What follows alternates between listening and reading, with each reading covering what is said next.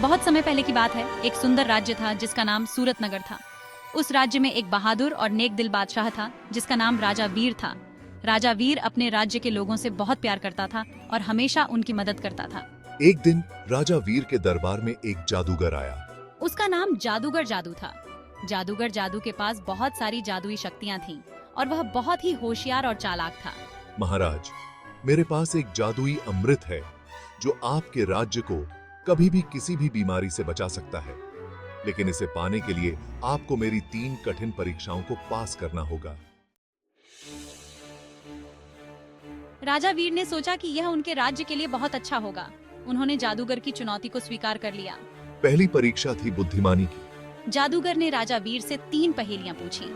राजा वीर ने अपनी बुद्धिमानी और चतुराई से सभी पहेलियों का सही जवाब दिया। दूसरी परीक्षा थी साहस की। जादूगर ने राजा वीर को एक खतरनाक जंगल में भेजा जहां एक विशालकाय दानव रहता था। राजा वीर ने अपने साहस और बल से उस दानव को हरा दिया और जंगल से सुरक्षित लौट आए। और इस तरह राजा वीर ने अपनी दूसरी परीक्षा भी सफलतापूर्वक पास कर ली। अब बारी थी तीसरी और आखिरी परीक्षा की, जो थी सच्चाई की। जादूगर ने राजा वीर को एक जादुई आईना दिखाया जो दिल की सच्चाई को प्रकट करता था। मैं अपने राज्य और अपने लोगों से सच्चा प्यार करता हूं और हमेशा उनके भले के लिए काम करता हूं। आईने ने राजा वीर की सच्चाई को दिखाया और जादूगर जादू ने मान लिया कि राजा वीर ने सभी परीक्षाओं को पास कर लिया है। उसने जादुई अमृत राजा वीर को सौंप दिया।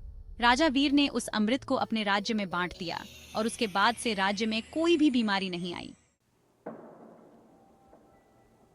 सूरत नगर में सब खुशहाल और सुरक्षित रहने लगे। राजा वीर की बहादुरी और सच्चाई की कहानियां दूर दूर तक फैल गईं। और जादूगर जादू भी राजा वीर का सच्चा मित्र बन गया और हमेशा उनकी मदद करता रहा।